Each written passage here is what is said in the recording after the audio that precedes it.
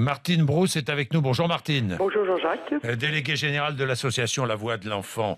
Est-ce qu'il y a eu dysfonctionnement ou pas dans cette affaire? Ah bah oui, il y a une réalité qui est une fois de plus. Alors il y a eu Drancy, il y a eu Pavillon-sous-Bois, il y a encore quelques mois. Il y a eu la petite fille dans le coffre. Il y a cette mère qui laisse se noyer sa petite fille Adélaïde sur une plage.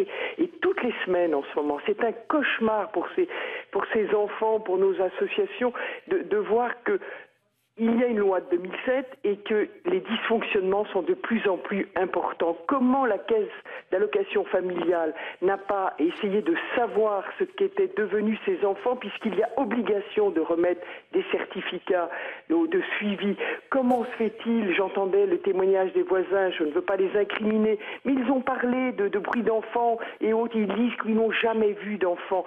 Comment se fait-il que depuis des années, maintenant plus de 5 ans, aucune campagne d'information, de sensibilisation vers le grand public pour dire non, ça vous concerne. Oui, ce n'est pas du linge qu'on lave en famille. La vie des enfants, on doit faire quelque chose, on doit les protéger. Aujourd'hui, la Voix de l'Enfant a envie de lancer un cri.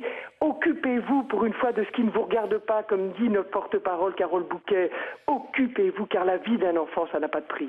Oui, la vie d'un enfant, ça n'a pas de prix, mais le Conseil général dit les enfants n'étaient pas connus, ils n'allaient pas à l'école. Bah oui, l'aîné vient d'avoir 6 ans, on sait que la scolarisation est vrai, obligatoire. Oui. C'est vrai, mais d'abord, les services sociaux, là, il va falloir qu'ils se remettent en cause. Il y a une loi de 2007, et plutôt que de dire qu'il y a des vrais dysfonctionnements... Que dit cette loi, dans Martine? l'application de cette loi, ils ne veulent pas le dire qu'il y a un dysfonctionnement. Que dit cette loi, Martine? Alors, cette loi a renforcé la protection de l'enfant et a donné la responsabilité à l'ensemble des conseils généraux de prendre en charge la protection de l'enfance.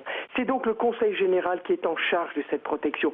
Qu'ils disent qu'il y a des carences dans cette loi, que les informations préoccupantes n'arrivent pas, et surtout qu'il n'y a pas de lien, et ça a été rappelé par M. Chiez, qu'il n'y a pas de lien entre les services, c'est-à-dire que la CAF, la Caisse d'allocation familiale, n'a pratiquement pas de lien avec les services sociaux du département, que la sécurité sociale n'a pas de lien avec la CAF. Et il est grand temps d'avoir ce que réclame la Voix de l'Enfant depuis des années, un seul et unique ministère de l'enfance et de la jeunesse, où l'ensemble des services vont travailler ensemble.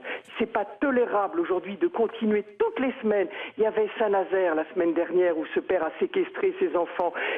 Toutes les semaines, on découvre des affaires. Et là, je crois qu'il est de la responsabilité de nos hommes politiques, de nos hommes et de nos femmes, et de nos responsables politiques.